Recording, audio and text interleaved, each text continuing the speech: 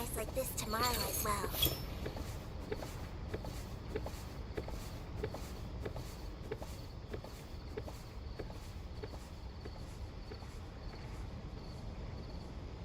Welcome to Palais Mermoni.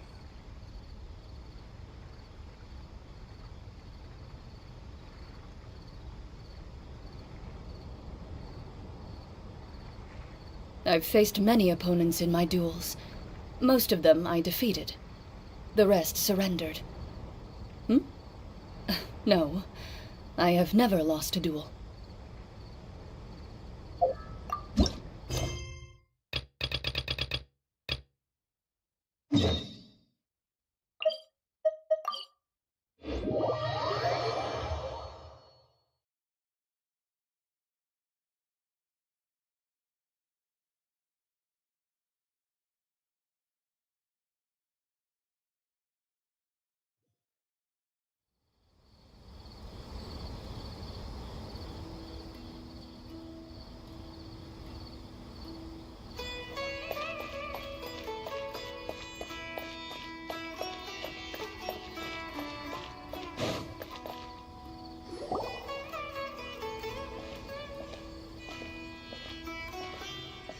Astra Avisask. We meet again, you two. Hi, Catherine! Do you have any commissions for us today? Commissions, huh? Let me think. Oh, how about this? Please attend the Academia's Academic Symposium this afternoon and recite a love poem on stage. Wait, say what now? And if possible, please also use your camera to capture the reaction of the audience upon finishing the poem. Huh? What kind of commission is that? I see. It appears that you're not interested in this commission. In that case, please go to Port Armos and convince the Eremites there to spend some time volunteering at the local orphanage. Hey, that's not any better. I'm sure the mercenaries will have some interesting reactions as well. Paimon's gotta ask, just who exactly has been submitting these commissions to the Adventurers Guild? Oh, the commissioner?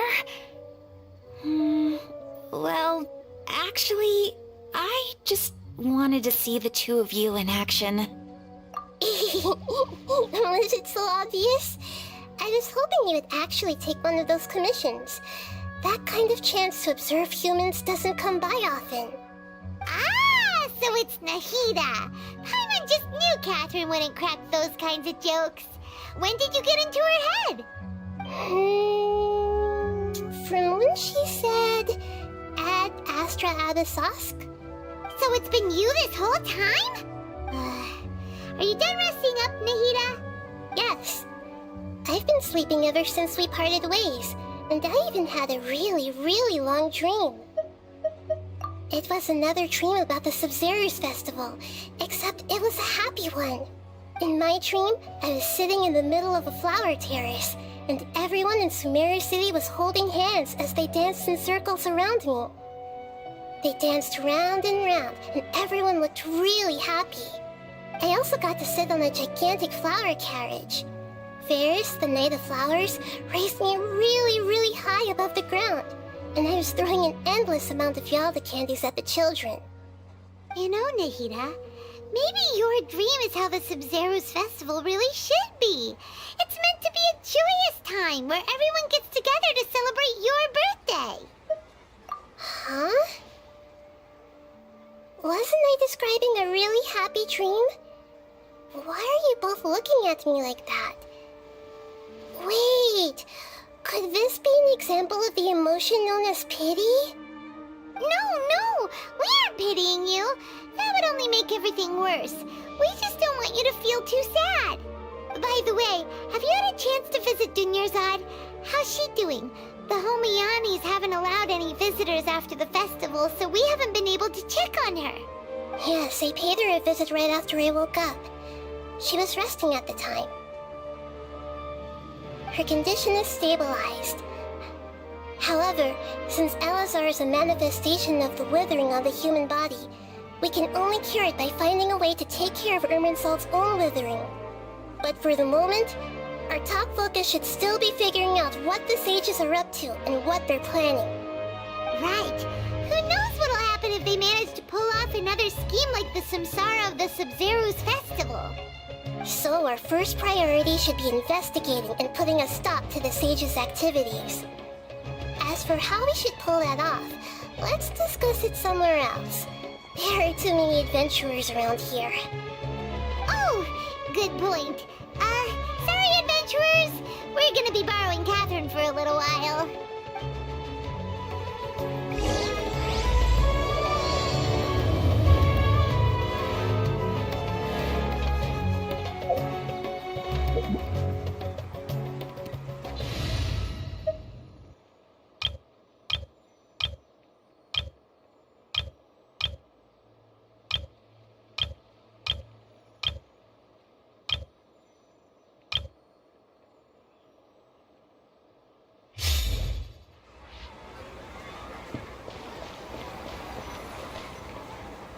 Let's continue our chat here. Okay, so do you have any ideas on how we can investigate the sages, Nahida? Actually, I've already done a little bit of work on that.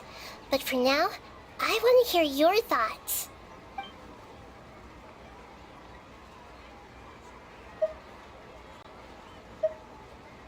No way, that's too risky. You mean it'd be too easy to get caught? No, it's not that. We shouldn't involve innocent students in this. A single mistake could completely ruin their lives. Doing that would be ignoring the safety of my people for my own selfish goals. How is that any different from what the sages are doing? That's a good point. Spoken like the god of Sumeru.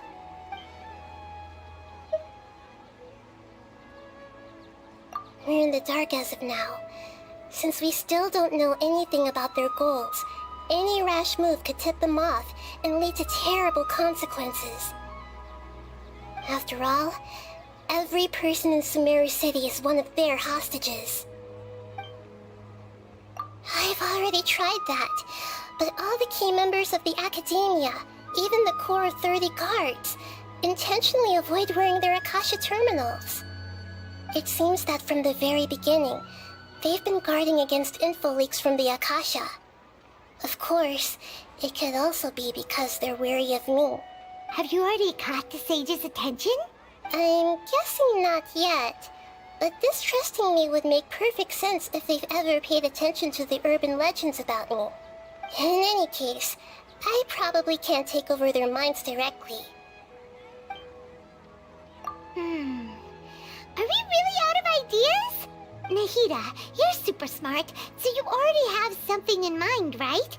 Don't keep us in suspense. Spill the beans already! According to a popular theory from the Vahumana Darshan of the Academia, rejecting impractical motions at the beginning of a planning session will give more weight to the actual proposal. Okay, but aren't you the god of wisdom?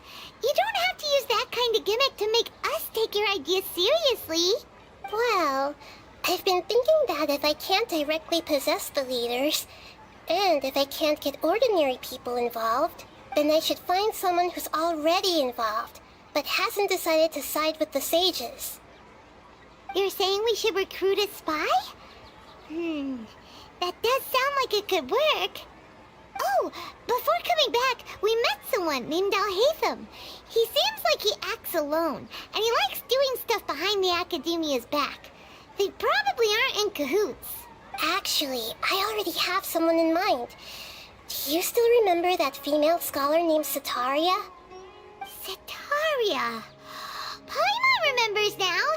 Isn't she the one who's always trailing behind the Grand Sage of the Academia? We ran into her basically every time the Sub-Zero's festival repeated itself. You could even say we're old enemies by now. Paimon still remembers the smug and mean way she always spoke to Nilou. I've always liked observing all kinds of people, and Setaria has always stood out from the crowd. She was born in the desert and was hailed as their greatest genius. Her academic gifts allowed her special admission into the academia, and also gave her the opportunity to serve as the sage's assistant. Oh, Paimon didn't know she was from the desert. She must be pretty special then. Paimon feels like most of the desert dwellers around the city are working as mercenaries. The name Sitaria means star. When she lived in the desert, she shone like the brightest star in the night sky. Later on, she was chosen by the sun. The star was given a place in the daytime sky to complement the sun's dazzling light. Soon after, the star witnessed the sun scorching the earth, which brought forth many disasters. The star began to waver.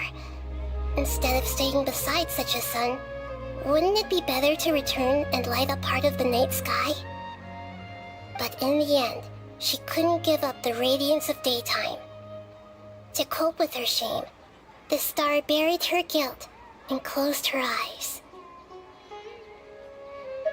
From the sound of it, Sitaria's just hung up on the research opportunities here. But she doesn't really support the academia. She still feels guilty about not doing more for the desert, right? She's just running away from her problems. Indeed. When they are presented with complex moral issues, many people will simply plug their ears and go with the flow until the problem can't be fixed anymore. She's suppressing a lot of guilt, but before she realized it, she had already become the sage's accomplice. She can't deny her part in their schemes anymore. Right. We must somehow make her face her problems again. That way, not only can we get useful intel from her, but she can also use it as an opportunity to redeem herself. From my past observations, Sitaria will take a day off from the academia every 10 days to do some shopping in the city. Tomorrow afternoon just happens to be a shopping day for her. That'll be our chance. To prepare, let's go check out some of her favorite spots, and have a quick chat with a few of the vendors there.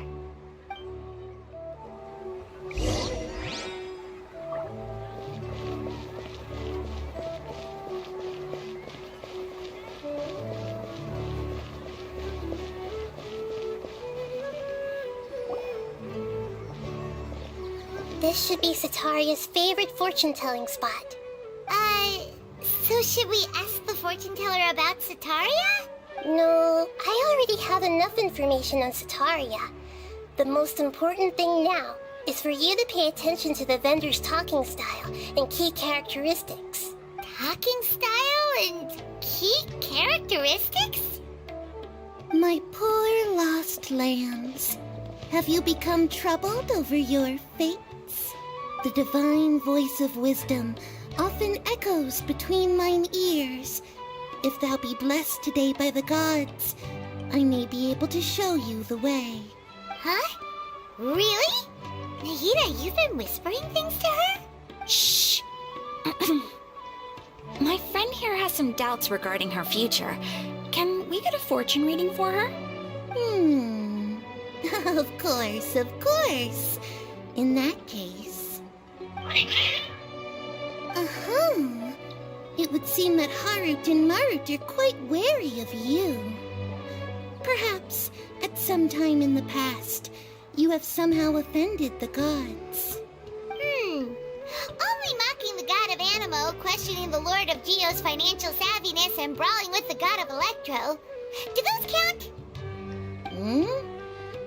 Oh, nothing. Go on, pick an aspect for her to divine. Health prospects, no problem at all.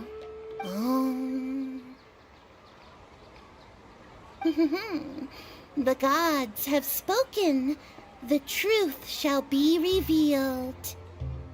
Your life shall continue on for many tens of thousands of years. Impossible. Harut, Marut, did you two spoil my divination? I've never read a fortune so absurd. Actually, Paimon thinks this is probably the most accurate fortune-telling you've ever done. I admit that the orientation of today's celestial matrix is, suboptimal. As such, there will be no charge. Is that so? Well, that can't be helped. If you were to bring some food offerings for Heart and Mart on your next visit, perhaps they could help you reverse the wheels of fate.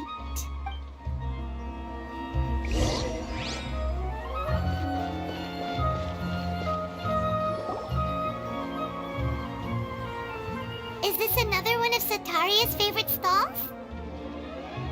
Yep. It belongs to a king. His father helped Sataria a lot when she first moved to Sumeru City, so she still comes by whenever she has time.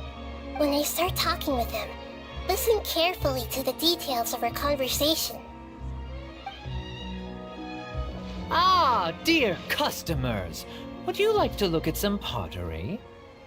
We caught wind of your great craftsmanship, so we specifically came to take a look. Oh, I recognize you.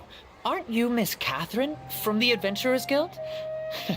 Sounds like I'm in for some big business. Speaking of, where did you learn this trade?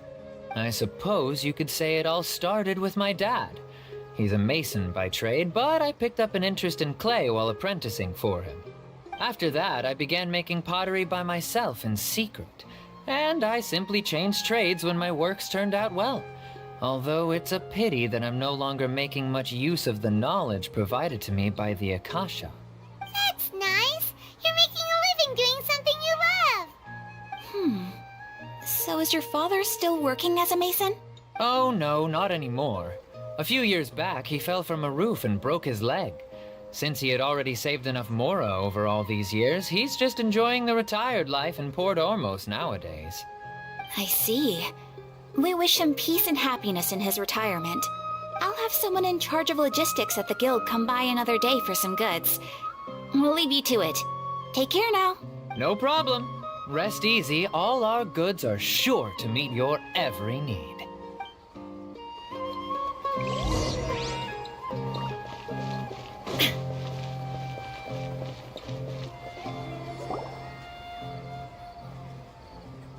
This should be our final stop.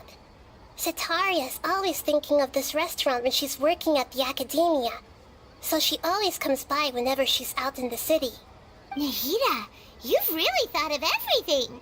It's my duty to protect Sumeru's citizens, after all. Hi there. I feel like I've seen you down by the docks before. Huh? Sorry, I don't quite remember. If I recall, you were having a discussion with someone about shipbuilding at the time. Ah, that's right! I've always been really interested in feats of marine engineering. After all, I grew up in Liyue Harbor and spent my entire childhood staring at the ships going in and out of the port. I came to Sumeru to study, but failed to make it into the academia due to my lack of talent. But I'm still discussing all kinds of problems with different scholars, and I'm continuing to study and perform research from the restaurant's basement. I'm sure I'll get to the academia after their next round of exams. What an admirable spirit for learning! Amazing! Sure, but you'll find hardworking people wherever you go. So this restaurant has a basement as well? Huh.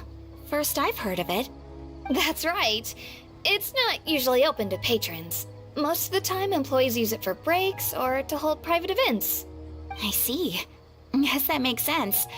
Well, good luck with your studies, Miss Chishan. Thank you so much.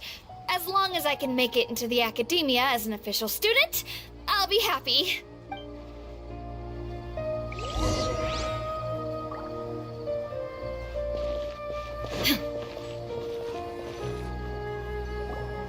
So, was that everybody?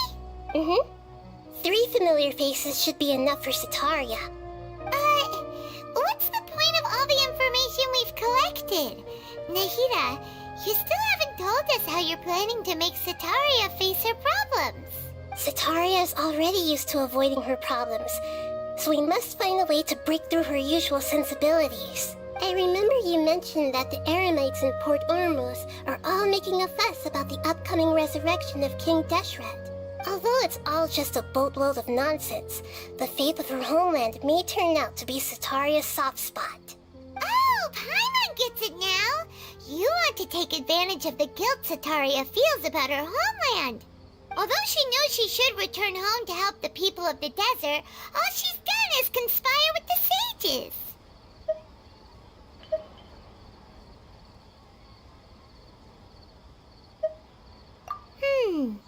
So how do we set that up?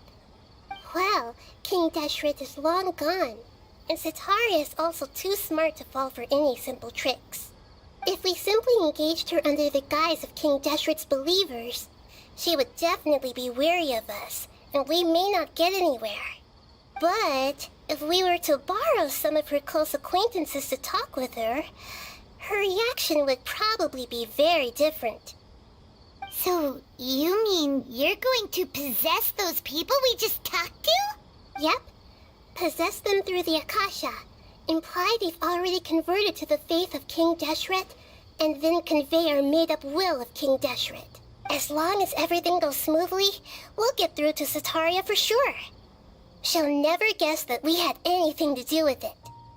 Ah, so that's how you're going to use all the info we collected on these people. It's so that you won't slip up and break form. Possessing them will only work if you can manage to pass off as them. Exactly. So, best of luck with impersonating them. Huh? Best of luck? But we don't know how to possess anyone. That's no problem at all. I'll just share all their senses with you once I've possessed them. As long as you're also wearing an Akasha terminal, the effect will basically be as if you've possessed them yourself. Huh. That is pretty convenient. But why does she have to do this? Can't you do it yourself? Although I've been observing humans for a while, I've never been good at imitating them. You're not wrong. It's always been painfully obvious whenever you try to pass as Catherine. If it was at all possible, I would have preferred to leave these people alone. But seeing how things are now, I probably should just accept it and push on. Yeah, don't beat yourself up over it. We're only doing this to help everyone, and we'll only be borrowing them for a little while anyway. Alright, then let's give it a go tomorrow afternoon.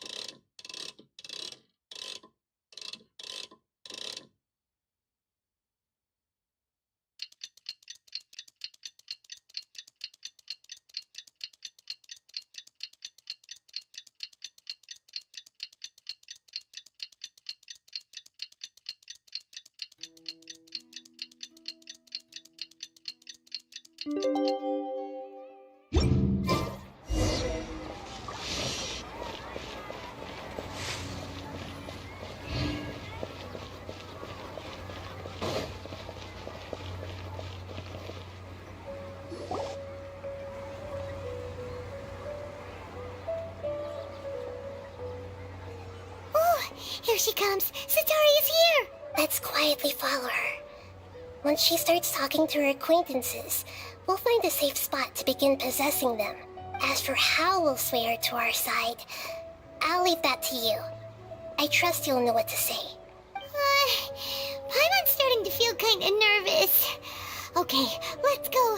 Looks like they've already started talking. Let's find a hiding spot and get started.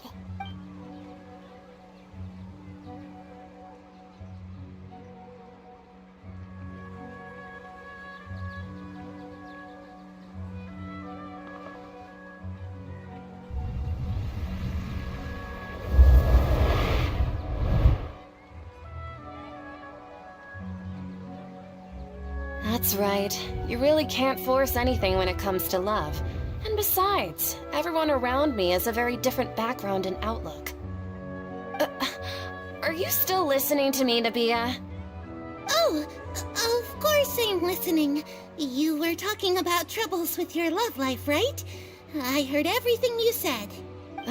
Okay then. You just seemed a little distracted for a moment there. Strange. Your cats seem pretty worked up. Is something wrong? I always thought they were quiet, happy kitties. Oh, what are their names again? Ah, that's right. They are just little darlings, aren't they? Harut and Marut. Ahem. So, which fortune do you want me to read for you today? You must have come for another echo of the divine voice of wisdom. I'd like to get another reading on my love prospects, but to be perfectly honest with you, I feel like I've been a real mess recently. A mess? Well, could you do a reading on how long it'll take me to finish my current project at work? I really just want to get it over with. I hear you.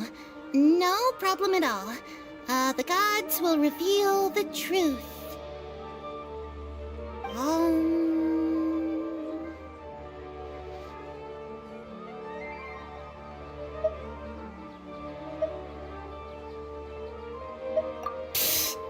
Sorry, your new laugh is just so hilarious. I couldn't help it.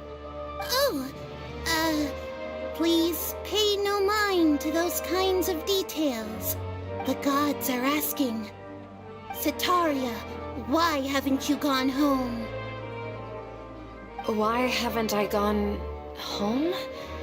Do the gods really know everything I've been thinking about? Sitaria, why don't you just go home?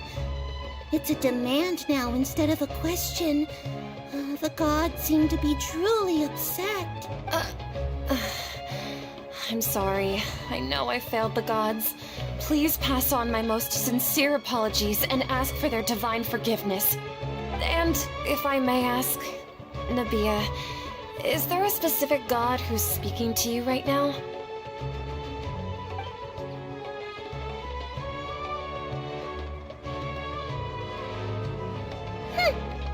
What an inconsiderate and naive question. The god who is speaking to me is, of course, the wisest and mightiest of all, King Deshret. King Deshret? No wonder he would make such a demand of me. Wait a second. King Deshret passed away a long time ago. Even though news of King Deshret's resurrection has been spreading like wildfire, it's all just a misinformation campaign from the academia. How can King Deshret still exist in real life? What insolence! I am King Deshret's most loyal believer. Do you wish to refute his voice of wisdom? Oh, no. As a child of the desert, I am only reveling in his power upon learning that his divine glory has touched even this city. I will think very carefully about his demand of me. I'm sorry, I must go now. Wait!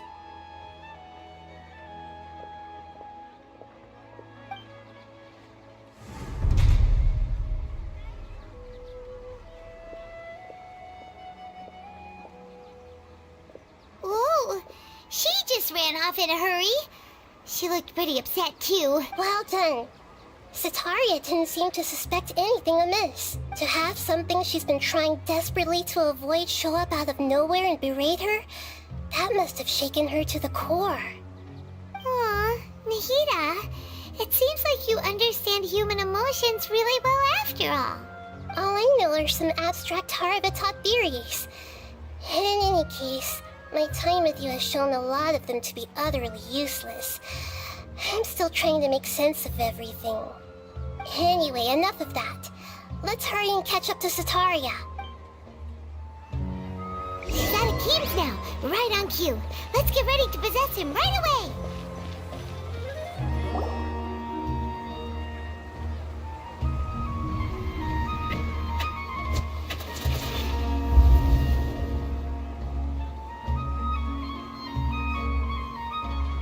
It's okay. I just got caught up in something.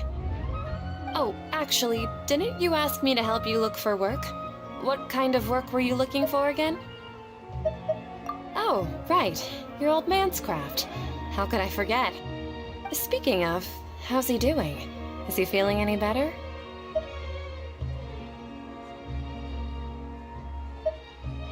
Oh, that's good to hear. I have been thinking a lot about him. If I could get some more time off, I'd love to pay him a visit. Actually, while we're talking about him, is he still living in Port Ormos? Yeah, he's been retired there for a while. If you could find the time, please write him a letter. Let him know that recently, faith in King Deshret has taken root in Port Ormos and has begun to spread across Sumeru. He has a quick temper and has always been a devout follower of the Dendro Archon. I don't want him to get into a fight with those King Deshret believers because of a difference in beliefs. Oh? So, who are you siding with in all of this? The Academia or King Deshret? I'm so jealous of you. You were born a child of the desert, yet you chose to betray King Deshret, and now you spend all your time with those crooks from the Academia. Akeem, you don't mean you've also become a believer of King Deshret? What's so strange about becoming a believer of the wise King Deshret? In fact, aren't you the strange one? The one who still can't pick a side? Can't pick a side? Me? Whoa! Paimon had no idea you'd be so good at this! You really zeroed in on the issue and put it right in front of her. It might feel a bit overwhelming for Setaria. But once everything is over, I'll be sure to pay her a visit to her mind and explain everything. Anyway, let's keep going.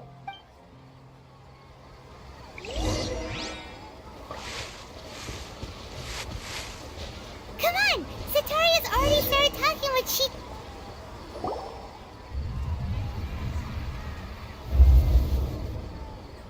So, Shishan, have you noticed anything weird in the city lately? Like, as if someone was trying to preach to you about something? Oh, right. Speaking of strange things, I celebrated the Sub-Zerus festival so many times that I lost count. That was really weird.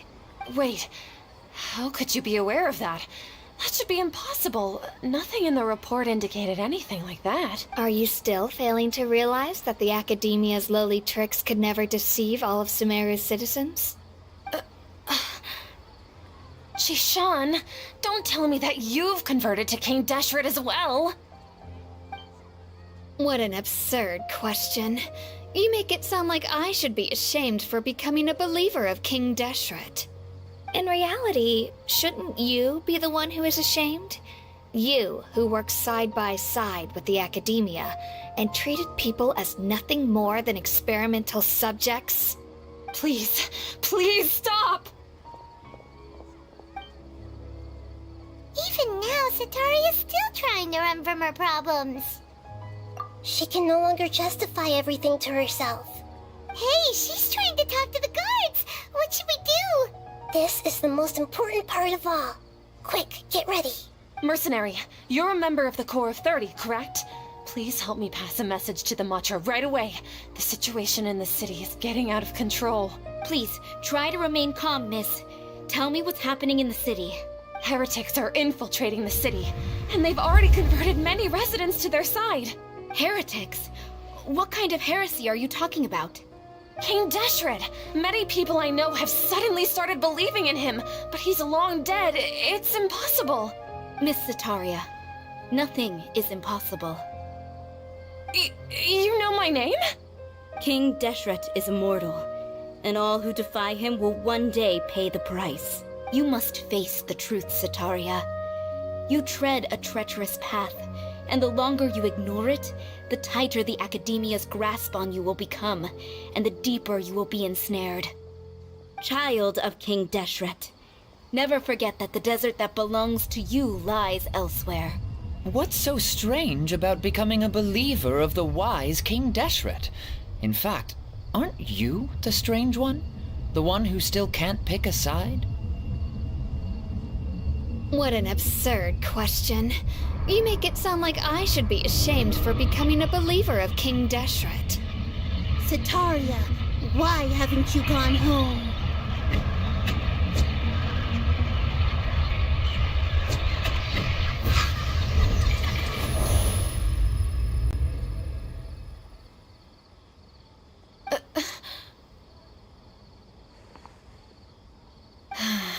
It seems that no matter where I run, I only keep finding more believers of King Deshret. I have to say, this is a familiar feeling. I've also been running from my guilt this whole time. Guilt over my part in the Sage's plans, and from ignoring the letters from the children of my homeland. But no matter how much I may try to ignore or get rid of it, my guilt always comes back. You won't necessarily lose your research opportunities by facing the truth. Besides, did you really want to conduct your research while carrying such heavy feelings of guilt? How do you know me so well? Are you truly just a believer of King Deshret? Or are you the god himself? That's not important. The important thing is to pass judgment on the academia and its sages, and to correct their mistakes. If you could provide some assistance in this matter, perhaps it could serve as a form of atonement. I've actually never believed in the gods, but I've always believed in serendipity. Your appearance must be a fated opportunity for me to get out of this wretched situation. Please tell me, what can I do for you? How much do you know about the sage's current activities? I was just one of the designers for the massed dream harvest scheme, which is what happened around the Sumeru's festival. But I know very little about the full scope of the overall project. I'd assume that only staff with the highest clearance would have access to those confidential documents. I've just been working to meet the Grand Sage's specified requirements. However, there's something that's been really bothering me. I heard that a scholar who was previously expelled has returned to the city, and even the sages are still quite wary of him. To fight against the academia, we will need to figure out the nature and the purpose of their work. Is there a way for us to get access to the confidential documents you mentioned? It should be possible if we're willing to take some risks. After all, I'm an assistant to the Grand Sage, and I've been working on many tasks outside of the project. One thing, though, I won't be able to transfer the documents to you through the Akasha once I get my hands on them. The sages have always closely monitored all activities within the Akasha. Let me see. Let's use the most primitive method. Send someone to pick up the documents tomorrow evening at the Academia entrance. The Academia entrance. Wouldn't that be too conspicuous? Don't worry about that. I assure you, this won't be a trap. I'm only suggesting this location because it'll draw more scrutiny for me to leave the Academia again. It'll be safest for me to distract the guards long enough to hand you the documents. All right, I trust you. So, if I were to successfully complete this task, would it mean I've atoned for my wrongdoings? That'll depend on the judgment of the Dendro Archon. The Dendro Archon. That's right. Her people are the ones we have endangered. As the god of wisdom, she's also the one responsible for judging and guiding the scholars. Maybe it's time for me to find a god to believe in. Just as Nahida predicted, we've managed to bring Sataria to our side. The Traveler's execution was ingenious. She's the one who deserves all the praise. Well, now that we've made plans to meet again tomorrow evening, all we can do is pray for Sataria's mission to go off without a hitch. Pray? But if we're going to pray to the gods, aren't we just praying to you? God of wisdom and guardian of the scholars? No. The truth is the true guardian of scholars. I've always believed that. Anyway, let's meet again tomorrow evening at the Adventurers Guild.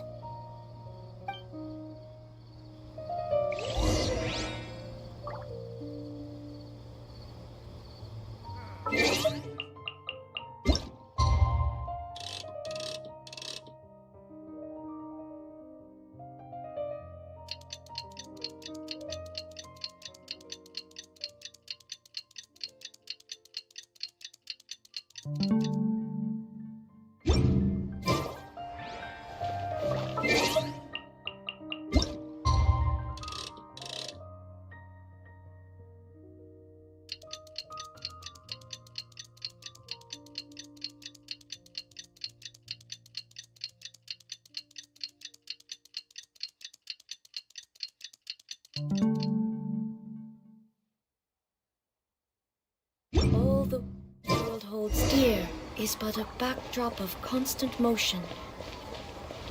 I stand before it, alone and unchanging. Catherine, we're here! Oh, you are the other Catherine, right? That's right. I suppose I'm the other Catherine in your mind. Shh! We're on a secret mission tonight, so we need to protect Catherine's identity. Yep, Paimon's right. We cannot fully rule out the chance that the meetup tonight is just a trap.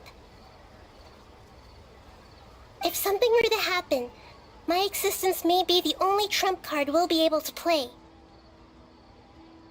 After all, the academia should still be unable to confirm the existence of my consciousness in the outside world. Yep, exactly. Just what Paimon was thinking. Anyway, enough about that. Let's just make sure to be on our guard. Off? What do you feel is off? It's the middle of the night. Of course it's quiet. You're not getting paranoid, are you? No, I think she's right. It really is a lot quieter than usual. If you look around, there seems to be fewer people on the streets. I'm not sure if this is the case for the entire city, though. Huh. Maybe it's just a coincidence. Maybe Sataria figured out a way to not only distract the guards, but also to get everyone to go to sleep early, just so we can exchange the documents in peace. I also can't quite figure out why things feel a little off. But now that we're here, let's go ahead and meet her as we planned. Well, regardless, as long as you're here with us, Paimon feels a little safer.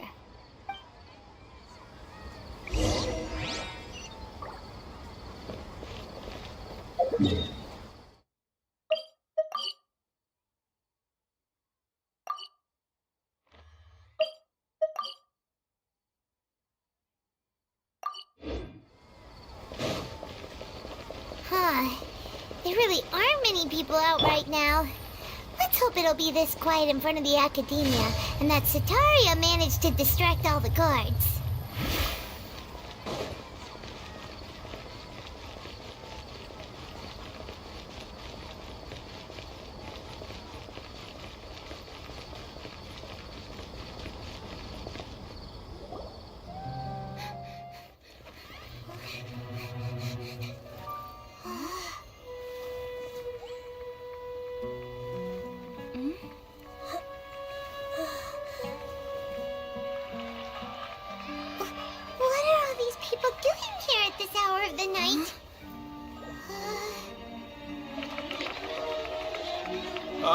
The triumphant hero returns at last.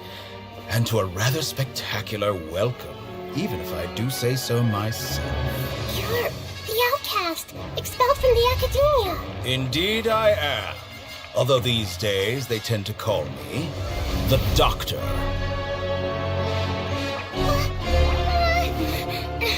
If you're looking for your researcher friend, she has already been taken into confinement. With some basic caution, she could have discovered the listening device on her person. Clearly, she lacks the degree of rigor expected of a true scholar.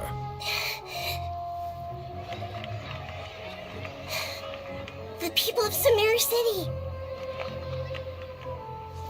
What have you done to them?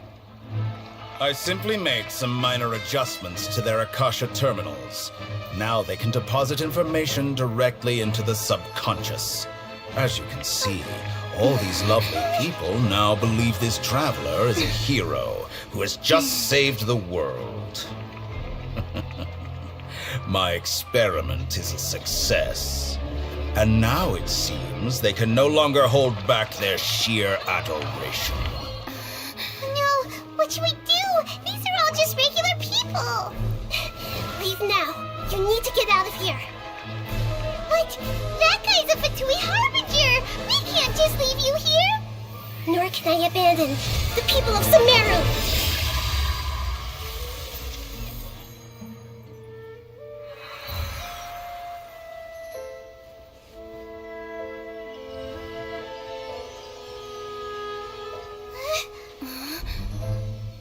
Don't worry. We'll meet again outside of the city.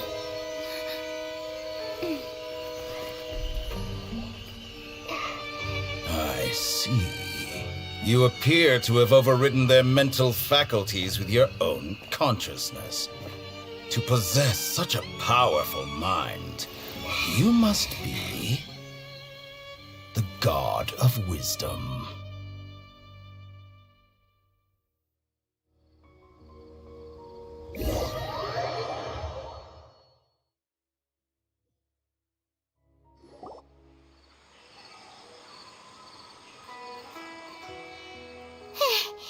This should be far enough.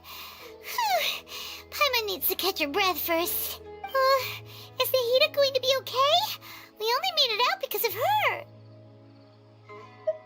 Paimon wasn't counting on running into a new Harbinger here, let alone such a high-ranking one.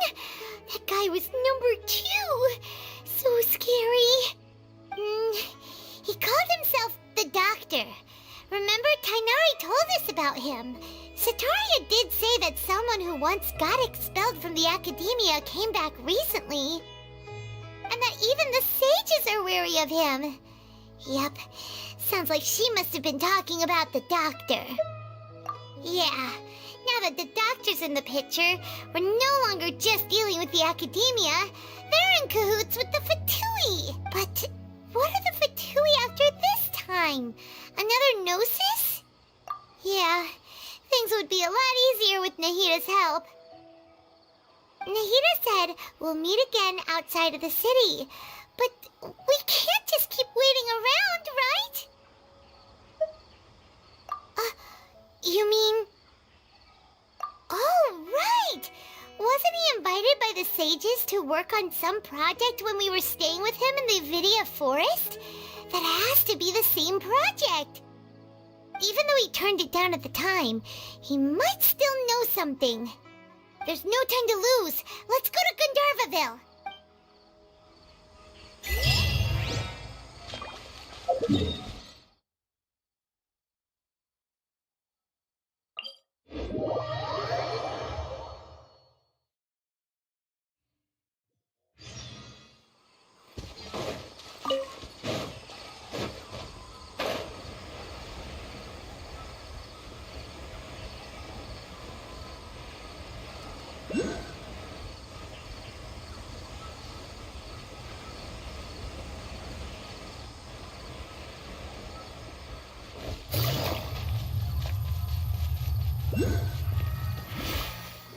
Hold it right there. A blonde-haired traveler and a floating fairy. We've got you all right. Take a look around. You've fallen right into our trap. Are you mercenaries from the Corps of 30? Did you come here to arrest us? Corps of 30? We're nothing like those government lapdogs who don't even get scraps for their work. We are an elite brigade that commands the highest commission rate in all of Sumeru. We're here on the orders of a client known only as the Outcast. The Outcast? An outcast from the academia? But why wouldn't the Doctor just send the Fatui after us? Still wasting time on idle chit-chat. We'll shut you up soon enough. Get them! You're up, Traveler! Illusion shattered! Stabilize!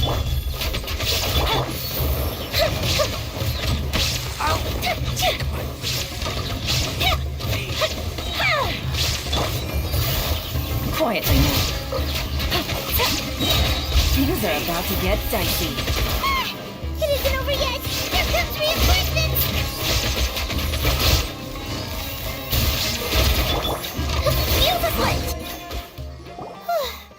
That was pretty rough. Is that what elite mercenaries are like? Yeah, looks like we'll have to keep our guards up. But this doctor guy seems like a pretty tough opponent. He knew exactly where to set up an ambush. Did he predict that we would try to find Tainari? Going up against smart people is tough. Anyway, let's keep going.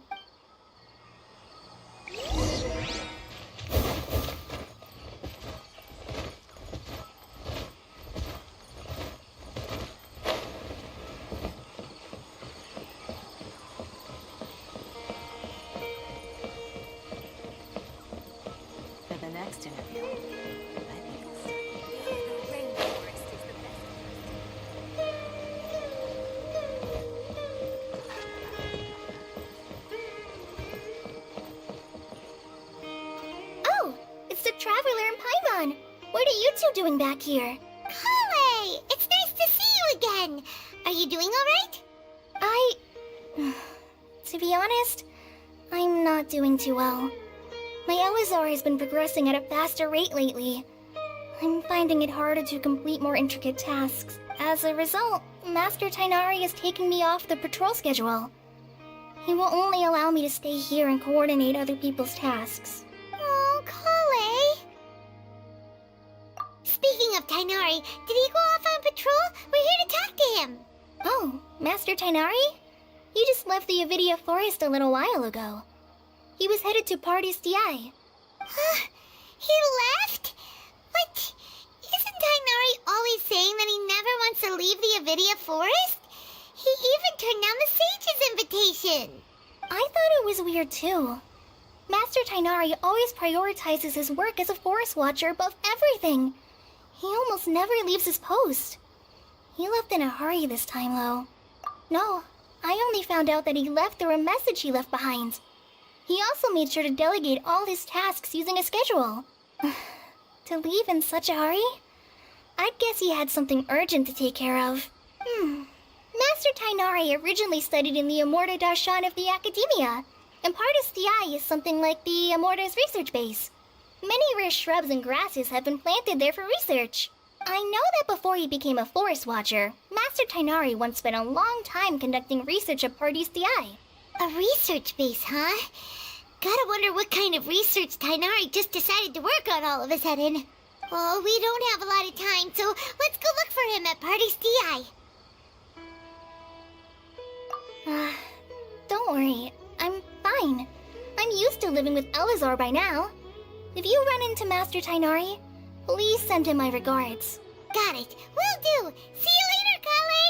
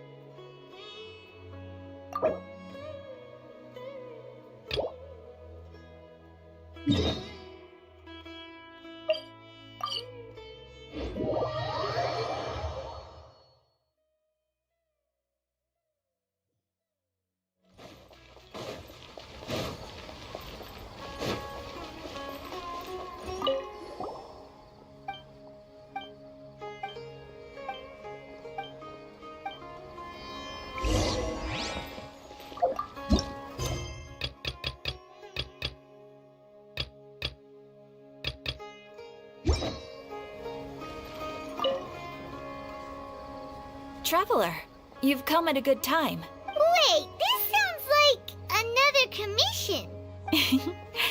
It is as you say. The commission this time around is of high importance. It pertains to the safety of the Avidia Forest's inhabitants. Huh? What happened? Not long ago, we received word that a section of the Avidia Forest seems to have become contaminated. Contaminated? You mean a new withering zone? I don't know about the specifics, but I hear that strange things are happening to people who cross through that region. The Avidia Forest inhabitants won't leave their homes so easily. If we allow this contaminated region to expand, the consequences could be unimaginable. That's why I want to ask you to investigate the situation. Even if all you can do is stop the contamination from spreading, that will still save many people. This is forest business. Maybe Tainari will know something. Let's go find him.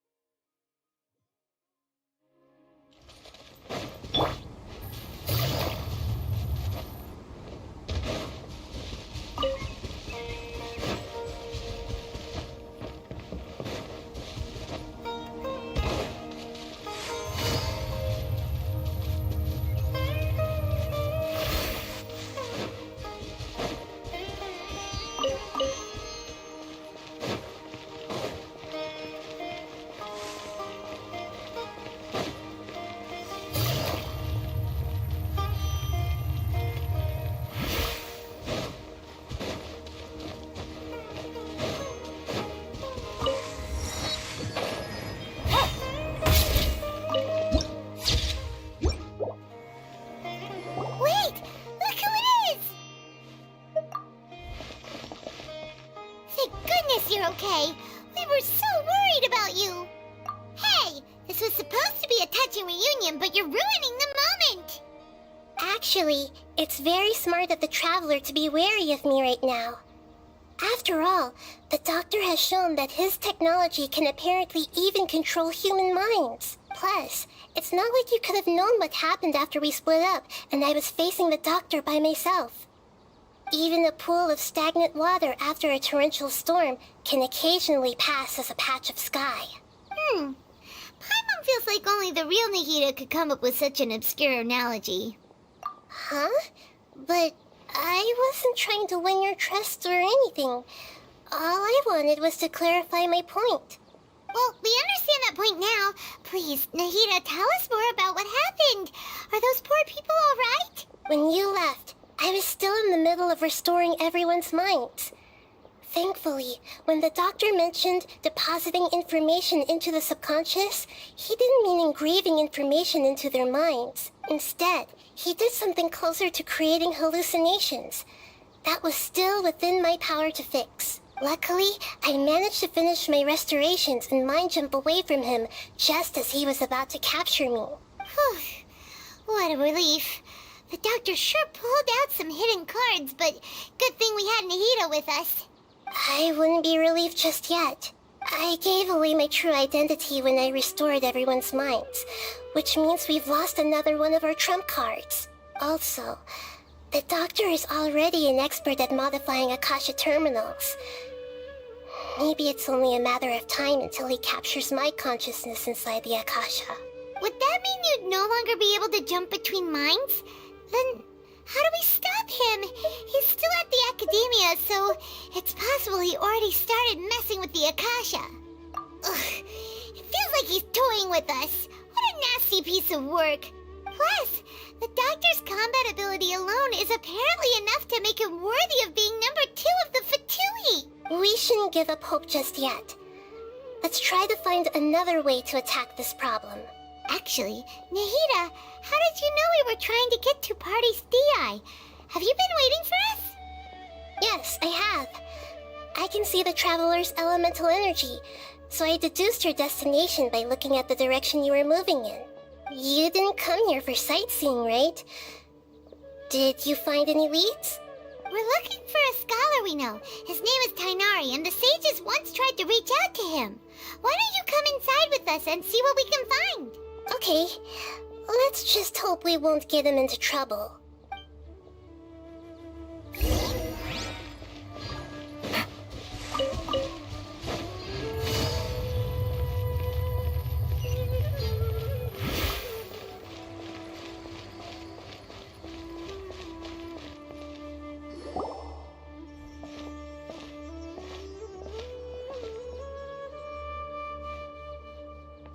Traveler? It is you! Ah, it's Hypatia! What a pleasant surprise! It's so nice to see the two of you again. Who's this? She's a scholar we met in the Avidia Forest. When we last saw each other, she was still training in the... what's it called? Satyavada life? Oh, I see. That's right, we're old friends. You've come at just the right time.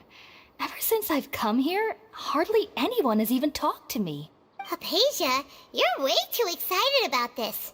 Actually, for you to leave the Avidia Forest means... you're not in training anymore? Wait, no. Did you already finish your training and reach Paripurna life? What do you think? My consciousness has already managed to make contact with the divine. You did it? Congratulations! It's so exhilarating to share this sublime joy with others at long last.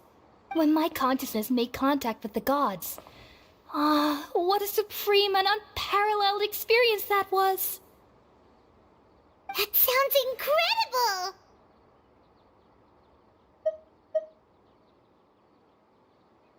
Oh, all right. Actually, please wait. I haven't forgotten my promise to you. Remember? I promised to help you understand what you saw from Irminsul once I gained deeper insights. My current self has not only gained true insight, But I can even help you establish a direct connection to the consciousness of the divine. You can do that?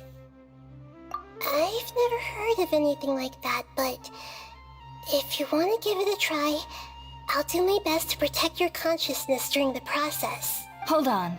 I brought some spirit borneo with me. This is still a crucial part of the ceremony. We're using that incense again? All right now. Hold my hand. I'll help you establish a pathway to connect your consciousness. Okay. Ready?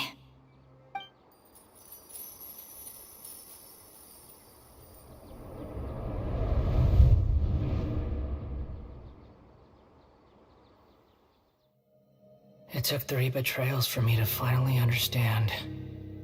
The world is just an elaborate tapestry of lies. My fury will never be quelled.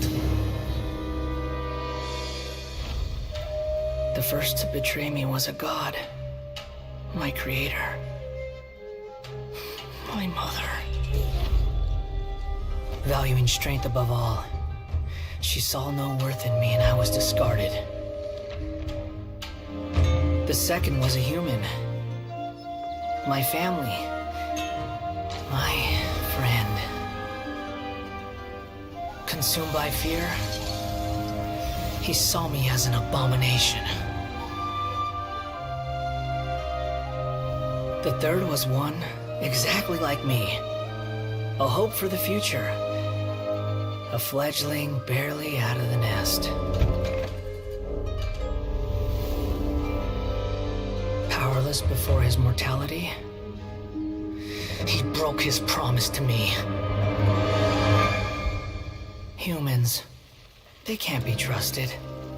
And the gods fill me with pure loathing. So I said good riddance. I denounced the world and laugh in its face. My chest will never again be defiled by worldly filth. I will scrub away every last trace of human emotion. Then it will be empty, a blank slate, and ready to receive a supreme gnosis, brimming with pure divinity.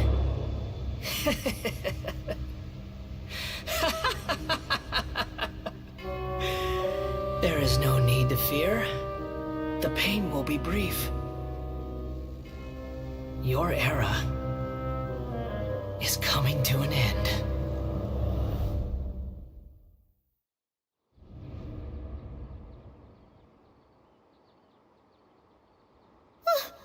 What was that?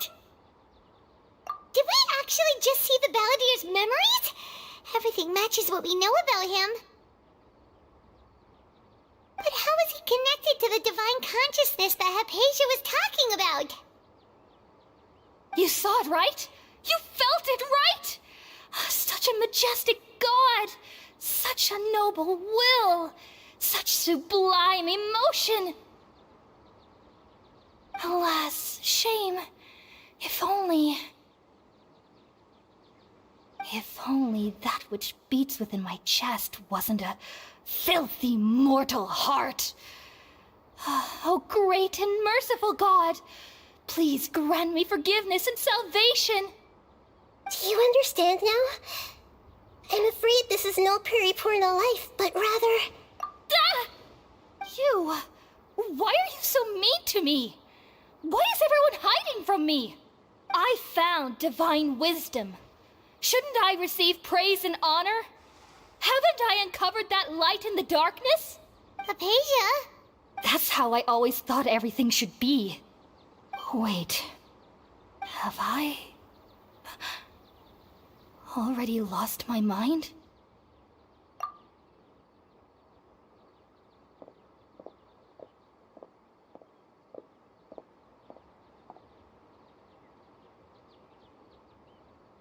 Wait, something isn't right.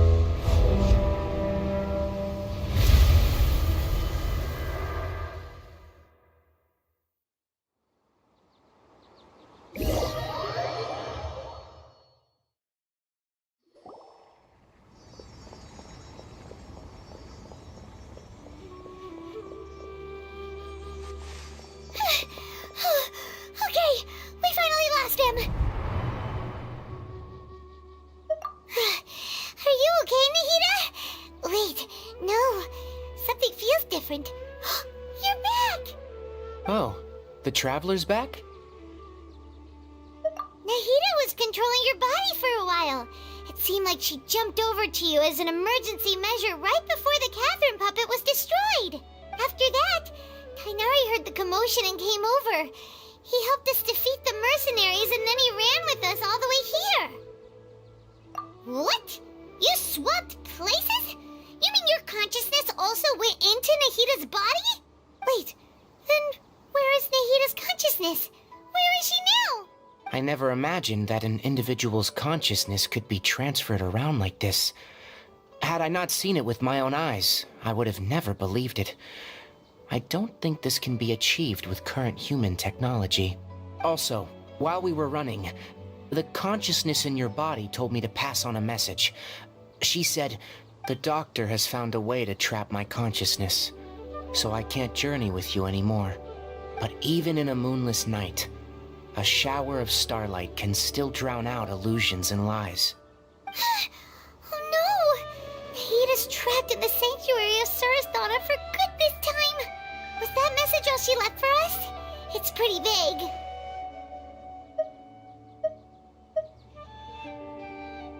Oh, that makes sense. Since the doctor captured her, she won't be able to say anything without him knowing. She's being extra careful. Even in a moonless night, a shower of starlight can still drown out illusions and lies. Huh. Paimon knows the moon illusions and lies are from that alchemical divination at the Sub-Zeru's festival. Didn't Nahida use a starlight analogy before? It had something to do with Sataria.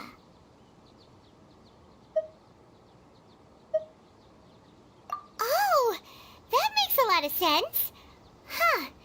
Do you think Nahida was telling us to go find help in the desert? But she isn't with us anymore.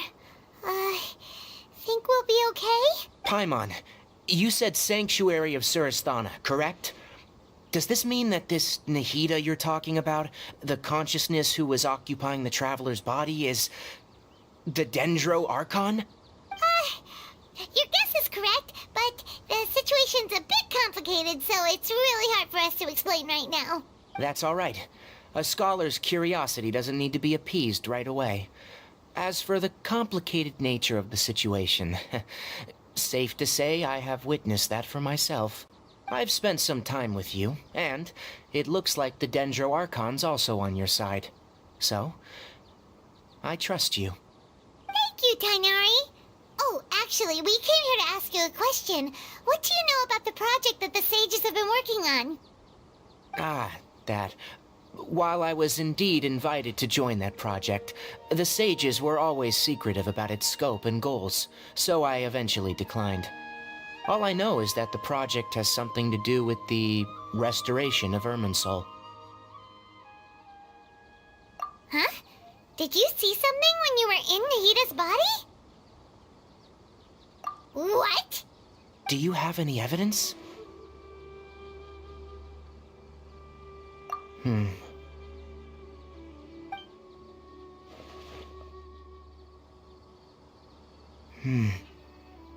So that's what happened. That explains why Hypatia's symptoms were different from those of the other scholars who went mad. It's because she made contact with the consciousness of a new god who is still in the process of being born. Tainari, did you leave the Avidia Forest because of Hypatia? I did. I noticed Hypatia's mental anomalies, but since her symptoms were rather atypical, I secretly took her to Pardis Di and began searching for a way to return her to her normal self.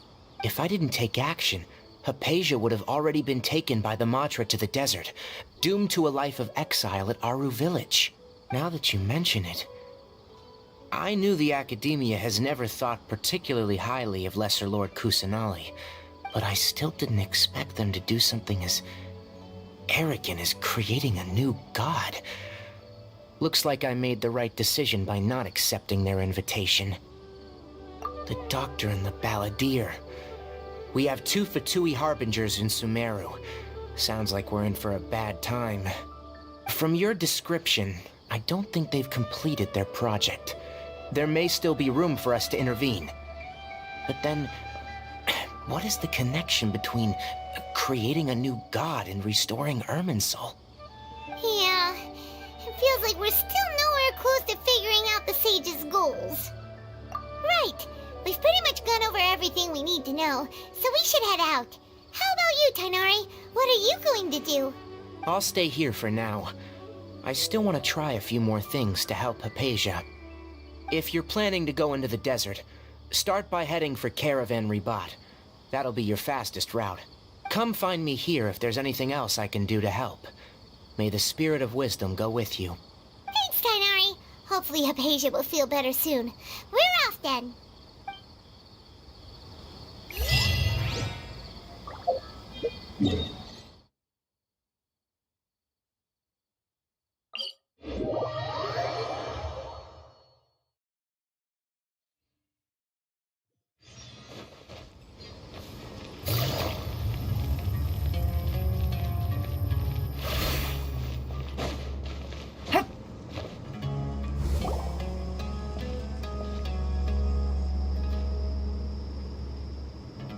We finally made it to Caravan Ribat. It's pretty lively here. So, just past this wall is the desert, huh? Oh, wow. Paimon remembers hearing people call this the Wall of Samiel. It's made to block sandstorms from the outside. Oh, if it's this tall, it's gotta be the divine work of Greater Lord Rukkhadevata, right?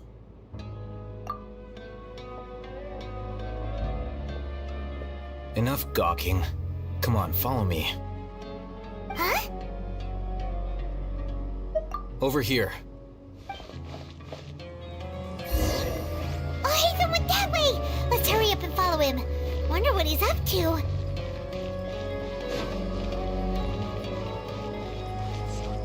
Travelers and visitors, don't miss out!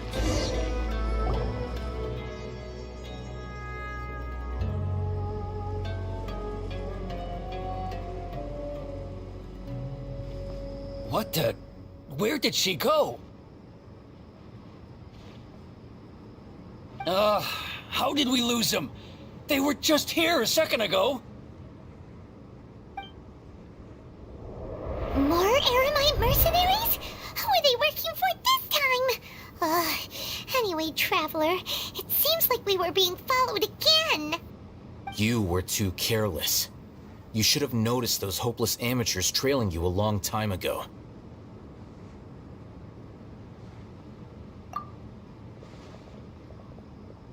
There's no need to thank me.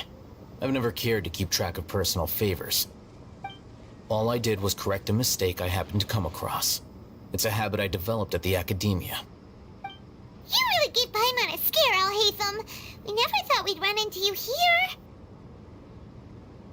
Last time we met at Port Ormos, didn't you say you were going back to the Academia?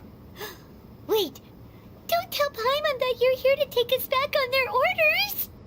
Oh, so you've already landed yourselves on the Academia's hit list. I can't say that I didn't expect it. However, had I wished to turn you over to the Academia, don't you think you'd already be the Eremites' honored guests by now? Oh, right. You do have a point. I have no interest in running errands for that project. As a scholar, I've always belonged to the camp that promotes researcher autonomy. And these days, you're more fascinating than anything the sages can offer. Not quite. To tell you the truth, I'm still investigating the Divine Knowledge Capsule. Unfortunately, I've run into some difficulties. Everyone says the capsule originated in the desert and was eventually moved to Port Ormos.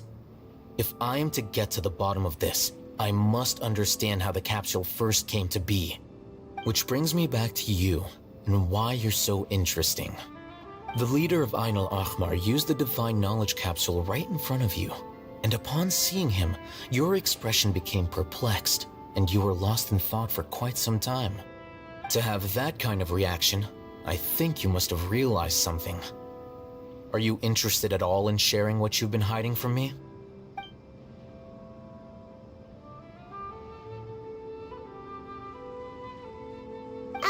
Alhaitham, you really have a ridiculous eye for detail. What kind of person even notices and remembers stuff like that? So that's your answer. Well, I do work for the Academia after all. So considering that, it is indeed wise to keep your cards close to your chest. But that does prove you do have some undisclosed information about the Divine Knowledge Capsule. Am I right? No matter. Rather than simply learning the answers from you, I'd still prefer to investigate on my own. Speaking of, you two are also headed to the desert? That's right! We have the same plan as you! But we don't really have any concrete goals at the moment. Then I'd suggest starting with Aru Village. It's the largest settlement in the desert, so it'll probably have more resources and intel than anywhere else. Well, would you like to head there together? It's always better to travel with someone you know. Let's go!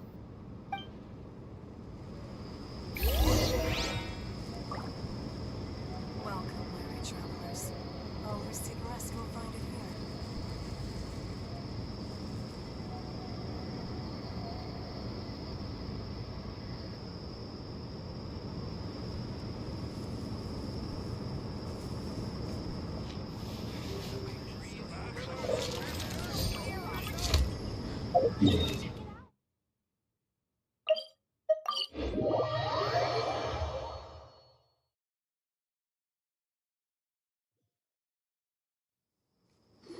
Before us lies Aru Village, the safe haven of the desert folk. Whoa, this landscape is really something else. What a cool place! Let's go check it out!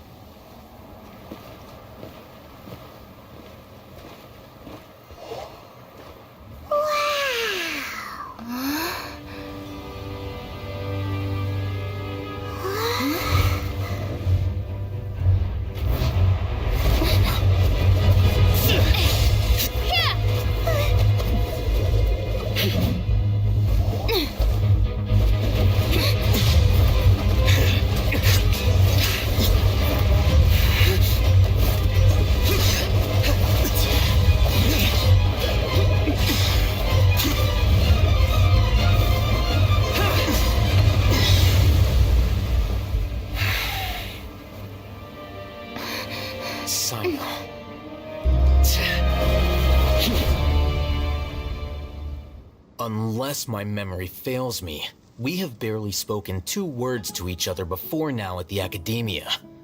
Would you care to enlighten me as to when and how I invited the General Mahamatra's wrath? Alhaitham, do not think you can escape my judgment just because you managed to escape my attack. Judgment? So that's how you'd characterize your actions here, is it? Or would elimination perhaps be a more accurate description? Had I used my full strength, not even this traveler would have been able to stop me. Though styled like an assassination, I sought only to ensure that my target would be unable to flee or resist. Standard practice for the Matra, as well you know. Seemed to me more like your own personal touch. Who is that, Alhaitham? Did you call him General Mahamatra? Yes. General Mahamatra Sino, head of all the Matra at the Academia. He's a formidable hunter, and the ultimate nightmare for any who have committed academic crimes. You seem to have placed a lot of trust in Alhaitham, to the point of blocking an attack for him. If I were you, I'd never choose to side with him. I wouldn't believe a single word that comes out of his mouth. I have been pursuing this scribe for a long time. I urge you, stand back and do not seek to defend him any longer. Otherwise, there will be consequences.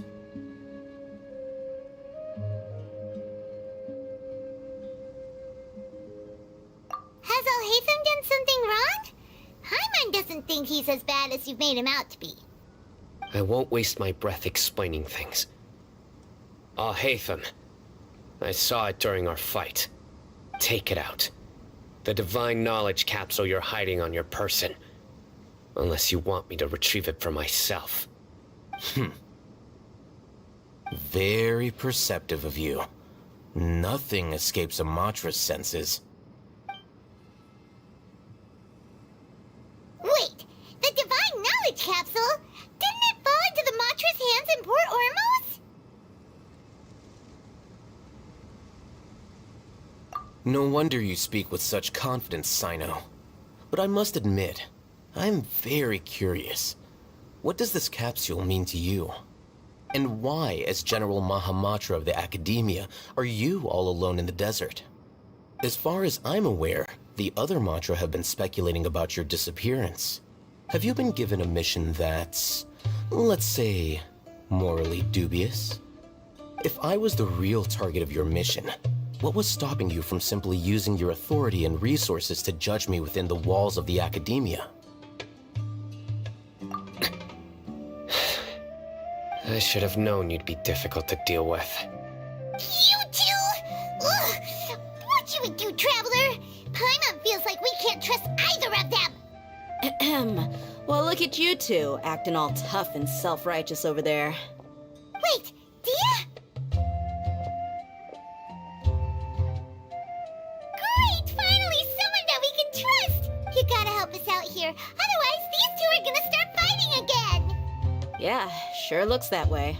Two giants from the Academia duking it out once and for all. Not something you get to see every day, that's for sure. Listen, I know you academic types love to fill up your big brains with self-righteous morality and lord your empty rules and virtues over each other. But how dare you bring your petty disputes into the safe haven of Aru Village? It seems like someone's gonna have to beat some sense into your thick skulls until you finally learn to respect these grounds.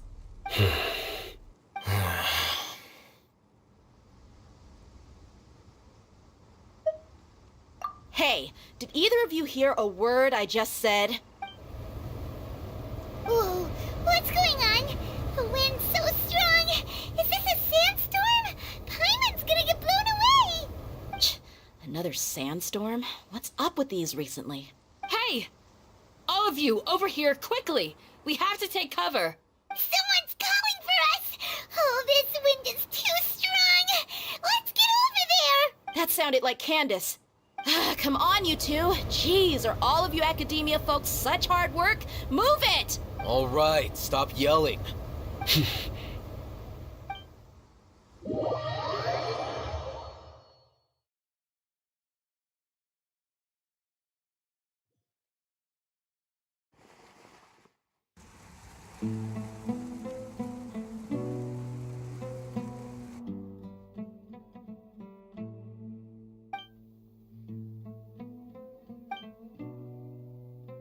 Well, this is pretty awkward. Hey, wanna play sardines with three people who wanna tear each other limb from limb? Sure, why not? Sounds fun. The air is so thick and heavy. Paimon can hardly keep floating anymore. My sincere apologies, everyone. This is the home of our village chief. I will have to ask you to make do with this small room until the sandstorm dies down. Please, let me introduce myself. I am Candace, protector of Aru Village. Our savior has come at last! Nice to meet you, Candace. The name's Paimon. Thank you so much for helping us. There's no need to thank me. It's only right to help each other when the weather gets rough. Wow, she's so gentle and caring, like a nice older sister. Unlike those guys over there. All right, now that we're all better acquainted, we should return to the topic at hand. As a guardian charged with the responsibility to protect my fellow villagers from harm, I was observing your conflict from afar, even before the sandstorm started. And now that you have set foot within our village itself, it is all the more my responsibility to make absolutely sure that you pose no threat whatsoever to us. So please, have an honest and sincere conversation with one another, and put your hostile feelings to rest. If anyone dares to start anything again while they are under this roof, I will not hesitate to send them out for some quality time with the creatures of the sandstorm. Oh, on second thought, Paimon may have misjudged Candace's character.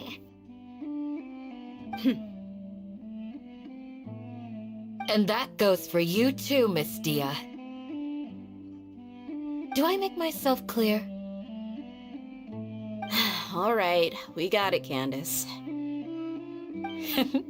That's what I like to hear. So, which of you will begin? I was supposed to be a mediator, but I might have gotten a little too involved just now. Anyway, one of those two should probably start talking. Wait, that was you trying to be a mediator? I have nothing to hide, so there's no shame in explaining myself. While Alhaitham wasn't wrong about the other Matra not knowing my whereabouts, it's not because I've been assigned a morally dubious mission. Rather, I've chosen to exile myself. Huh? Exile yourself? A little while ago, I discovered that there was data missing in the Academia's project planning and development files. What little they did report clearly did not match the project's actual progress. As General Mahamatra, I had the responsibility and authority to request an audit.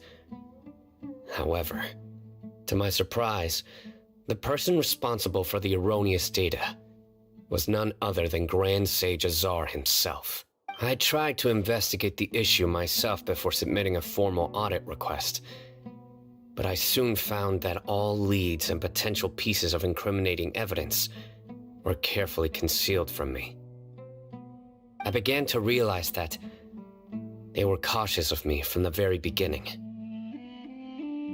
Unsurprisingly, the Grand Sage rejected my audit request as soon as the submission reached his desk. He even said to me, "The power of the General Mahamatra is granted by the sages. You have no right to judge us." So they really are up to no good. I realized then that to the Grand Sage, the Matra are nothing more than tools for the sages to assert and maintain their control over knowledge. The vows that we took, the principles that we strive to uphold, they are meaningless to the academia of today. I believed it would be wise to flee the academia before the sages had a chance to take action against me. This way, they can no longer see nor predict my actions. I will never give up on this investigation. There's no need for someone else to give me power or authority. Once I find the truth, I will administer judgment by my own name. Sino seems to have the same goal as us. We're all investigating the sages. Plus, now that he's no longer the General Mahamatra, he somehow feels a lot less scary. Well, Sino, if that's your story, then why did you see Alhaitham as a target? When I was investigating the matter in the academia, I overheard a conversation between Alhaitham and a sage. The sages asked you to investigate a blonde-haired traveler. Do you dispute this, Alhaitham? What? Like many parts of the project, this assignment was undocumented. Now throw in your suspicious behavior with the Divine Knowledge Capsule, and I think we deserve an explanation. Yes. I was indeed tasked with investigating the Traveler. Alhaitham! After all, the promised reward was so great that hardly any scholar could have refused. The sage told me, once you've completed this assignment, I can give you a glimpse of divine knowledge. A most enticing offer. Unfortunately, those academics don't know me at all. Their words contained one key piece of information, namely that divine knowledge indeed exists. That gave me all I needed to know. From my perspective, the sages are far from trustworthy. Think about it. Isn't it a little strange they're so willing to share divine knowledge with anyone, even as a reward? So, I began my own investigation following the lead of the divine knowledge capsule. In the end, I realized my wisdom in committing to this rather than collaborating with the sages. Had I been less guarded, I probably would have ended up like that Ain al-Ahmar mercenary, incapable of remaining sane for long enough to hold a conversation. You mean that the sages originally planned to dispose of you, using one of those capsules that drive people insane? I'd already given up on the assignment by then. I only told the Academia I was waiting in Port Ormos for you to appear so they wouldn't suspect anything. So it came as quite a surprise when I encountered my erstwhile target while investigating the Divine Knowledge Capsule. Criminals do love to talk about coincidences. Even though I ran into the Traveler by chance, I had no intention of providing assistance to the Academia. Also, you should remember, you were the ones who decided to follow me and strike up a conversation after I left that tavern. That's true. Al-Haytham helped us out at Caravan Rebat as well. Maybe he's telling the truth.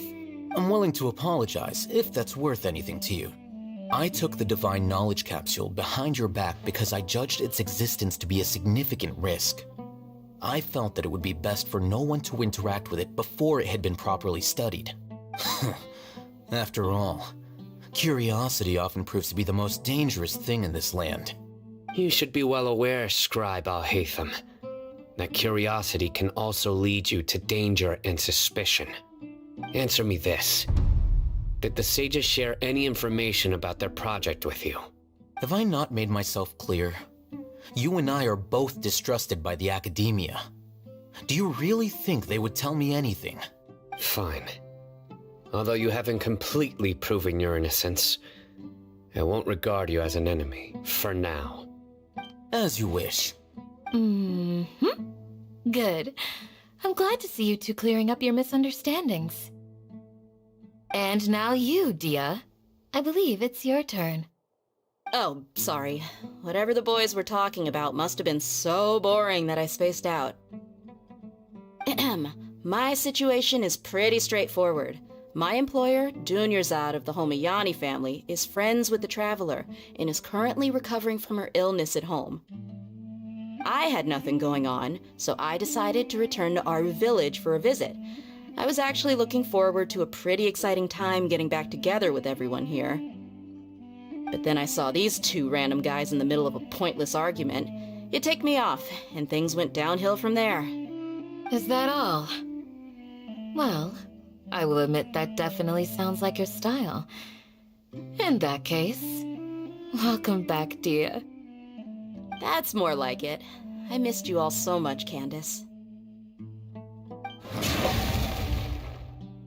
Whoa! What was that sound? No need to worry. Now that you're no longer at each other's throats, please make yourselves at home. I'll take a quick trip outside to clear out some of those creatures in the sandstorm. Creatures? In the sandstorm? Are you sure you don't want some backup? Fighting in a sandstorm is not for the faint-hearted. Anyone without extensive training in these conditions is at a disadvantage. You needn't worry. Yeah, just leave him to Candace. Don't worry, she's as tough as they come.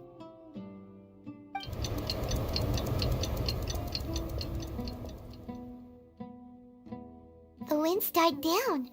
That means the sandstorm's over, right? Candace still isn't back yet, though. Is she alright? Maybe we should go out and check on her. When you put it that way, even I'm starting to feel a little worried. Alright, let's go. We've been here long enough, and the boys are as chatty as the floor.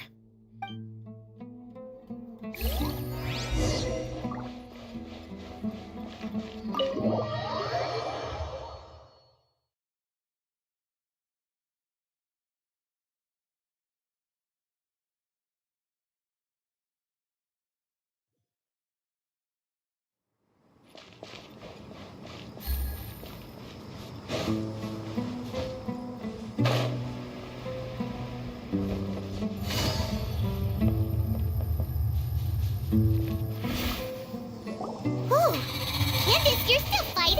You've been out here dealing with these creatures Yes. They just keep coming in waves. I've lost count of how many I've defeated. Before I realized it, even the sandstorm had stopped. Here comes another wave! Leave this round to us. I got interrupted earlier, but now I have something to take my anger out on. It's been quite a while since I've seen the Flame Mane in action. I'll leave these to you then. I'll be sure to put on a good show. Let's go!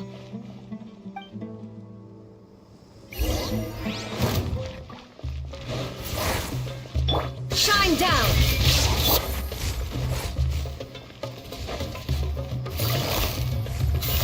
Gotcha! Game's up. Fun's over. Time for a light show!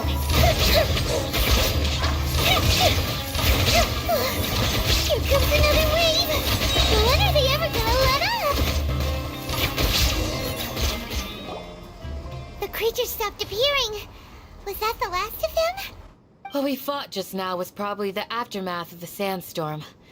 So we should be safe for the time being. Well fought, everyone. No injuries, I hope. Huh? Who are you? Ah, my apologies. I haven't had a chance to greet you yet. I had my hands full taking care of the village's elderly and children. I am the chief of Aru village. Everyone usually calls me Uncle Anpu. Sir, I am also originally from the desert, but I have not been back for some time now. May I ask if such sandstorms are common? I can't say they've always been common, but recently the storms have become increasingly severe and frequent. Besides sandstorms, we also occasionally get earthquakes. According to an investigator who stayed in the village a while ago, these unusual natural phenomena are related to the withering of Irminsul. Another effect of Irminsul's withering. So, Irminsul's withering causes withering zones in the forest, and sandstorms and earthquakes here in the desert? Everything in the natural world is inextricably connected to Irminsul. These regional symptoms can indeed be a reflection of Irminsul's present state. Everyone in Aru village needs to take good care of themselves. Speaking of which, why haven't I seen a single village keeper since I got here? Village keeper? Who are they? Village guards like Candace? Does your curiosity know no bounds? Village Keeper is how Aru village refers to mad scholars exiled here by the academia. Most of them are scholars who lost their sanity after a period of training in the Avidia forest. The academia believes that their crazed mutterings may have a negative effect on the psyches of other scholars. So, they're forcibly exiled to the desert. Though if you ask me, it's all a boatload of nonsense. Alas, that's exactly what we've been trying to investigate. One by one, the village keepers have been mysteriously disappearing without a trace. But no one in the village has ever seen them leave. If you're planning to stay around the village for the next few days, I'd appreciate it if you could keep an eye out for them. I've had encounters with those people in the past. I'll see what I can do to help. The Matra are the ones responsible for their exile. Now that you're no longer with them, are you trying to alleviate your guilt and atone for your past sins? I'm fascinated by how you think. Mock me if you will, but if you are guilty, I will eliminate you, regardless of my position or identity. Oh, you're the former General Mahamatra. You must be an expert in these kinds of investigations. Thank you for your help. Is it because you're reminded of Hypatia? Oh, these poor scholars. First they lose their sanity, now this! We need to help get them back home, safe and sound. But, is it really a good idea to tag along with Sino? You seem like you really don't trust him. I'll be grateful for the assistance. No doubt you will do a better job than some of my former subordinates. Let's start by finding a spot to share what we know so far.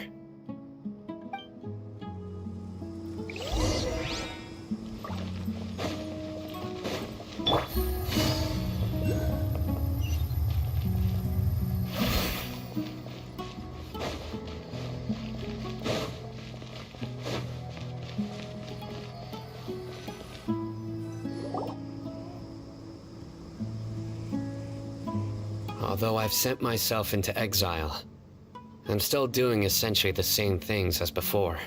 Do you still have any questions for me before we start our investigation? One of my former subordinates told me that this title has its origins in a strange incident. The Academia has long exiled mad scholars to Aru Village. A mysterious phenomenon exists here. When mad scholars first arrive, they are as incoherent and deranged as before. But after spending some time here, they invariably begin to calm down. Initially, the people of Aru Village greatly resented having to take in the mad scholars. But a strange incident one night changed that. Aru Village was struck by the strongest earthquake in living memory. Seeing buildings on the verge of collapse all around him, the then chief of the village was preparing to take everyone to safety. Suddenly, he noticed a mad scholar crouching in a corner, caressing the ground with his hands. A soft, green light radiated from him, like a divine glow against the backdrop of night. Despite the powerful tremors that ripped through the ground that night, all the houses remained upright, almost as if they had grown roots reaching deep into the ground. In the end, not a single building collapsed, and no one was hurt. After that, the people of Aru Village treated the mad scholars with greater kindness, and began to refer to them as the village keepers. A soft green light? A mad scholar protecting Aru Village? What do you make of it, Traveler? Paimon thinks so too. Actually, Sino, do you know if any of the mad scholars continued to wear their Akasha terminals at Aru Village? In theory, they would continue wearing them so the Academia could still monitor their activities. With that said, the main Akasha system would no longer have any interaction with them. Oh, no wonder! Everything makes sense then! Add in the fact that they calmed down, it was probably Nahida who calmed them. If you are able to draw a conclusion from this one story alone, then it appears you possess much more information than I do.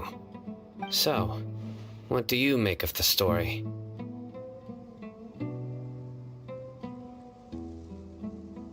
Really? Lesser Lord Kusanali. What? You don't believe us? Lesser Lord Kusanali was definitely using the Akasha to give her power to the mad scholars! No, it's not so much that I don't believe you.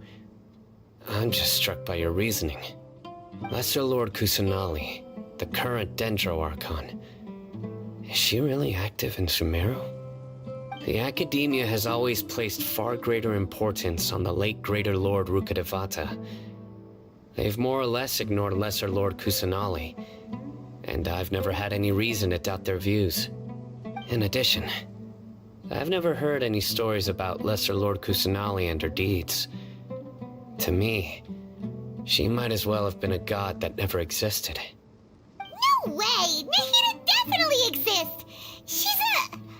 how should Paimon put it? She's a good Archon who's kind and wise, even if she says weird stuff sometimes. I've spent many years interrogating criminals, so I can easily tell when someone is lying. Good! Then you should know that we're telling the truth! That look in your eyes. I've never seen that from a liar.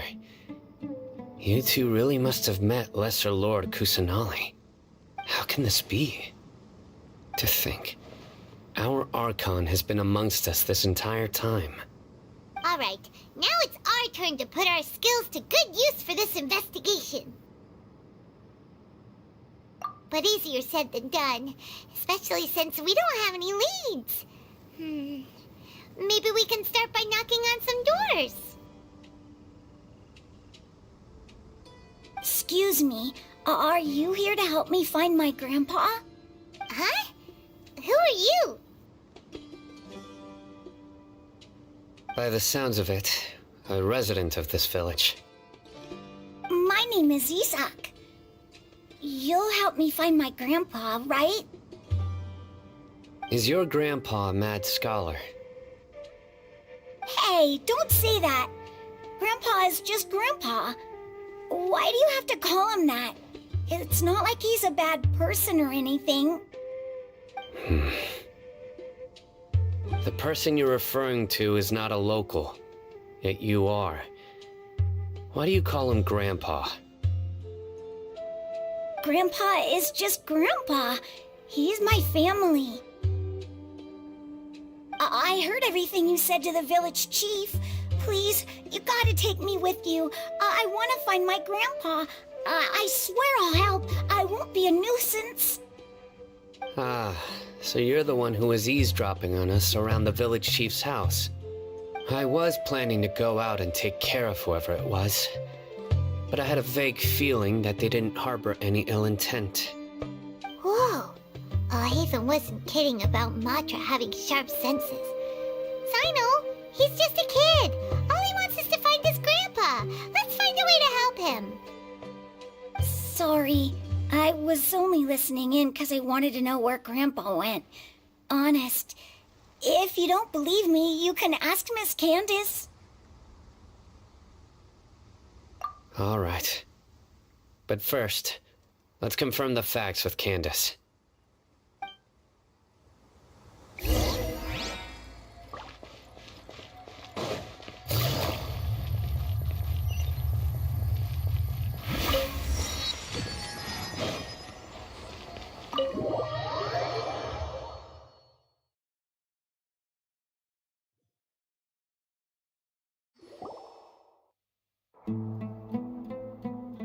Sino is super vigilant. Is this what all the Matra are like? Ah, you're back already. We just wanted to confirm something with you. Do you know a boy by the name of Isak? I had a feeling he'd go looking for you. Huh? You knew this would happen? Yes. Although he tried his best to stay hidden, I still noticed him eavesdropping outside the window. He really wants to get his grandfather back. Isak's parents were both Aramite mercenaries who rarely returned to the village after finding employment in the city. He was raised by his grandfather. Unfortunately, it was only a few years before his grandpa passed away. Isak was still very young at the time, so various families in the village took turns caring for him so he could survive. Later, an elderly mad scholar arrived at the village. Isak thought the scholar bore a striking resemblance to his grandfather, and thus often spied on the man. However, the scholar was unkempt in appearance and incoherent in speech. Although Isak referred to the man as his grandpa, he was afraid and didn't dare to approach him. One summer night, the oft mumbling and bumbling grandpa suddenly calmed down and seemed to become more lucid. He even noticed Isak hiding in the distance. So Grandpa walked up to Isak and patted him on the head. He even took Isak to the entrance of the village, where he patiently taught the boy the names of the stars, and accompanied Isak until he fell asleep. The next morning, Isak woke up and wanted to go find his grandpa again, only to realize his grandpa no longer recognized him. However, even so, Grandpa retained his calm expression. It's said that those who saw the scholar claimed he no longer appeared to be crazy, but appeared to be living in his own world, almost as if he were sleepwalking. Isak was thrilled that his grandpa was able to find peace and would follow him all the time, asking him things like, "Grandpa, want me to take you somewhere fun?" Or, "Grandpa, could you tell me stories about the stars again?" All this somehow just makes Paimon feel really sad. It seems like they both deserve so much better. Perhaps. Nearly everyone who lives in the desert has some form of hardship or regret. But even so, we must still continue on with our lives. It's also my reason for fighting. I must continue to protect this land.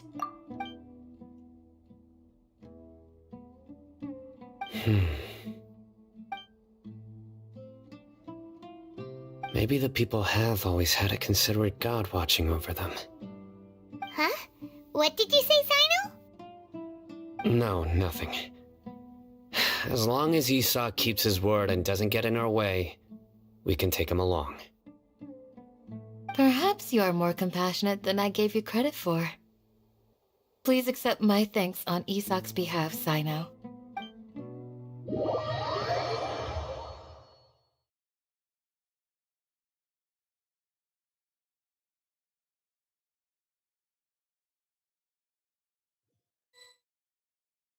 Hey, Isak! Oh, it's you guys! We've cleared everything up. Let's go find your grandpa. Really? Wow! Thank you so much! Yeah! All right. Let's ask the local residents some questions first.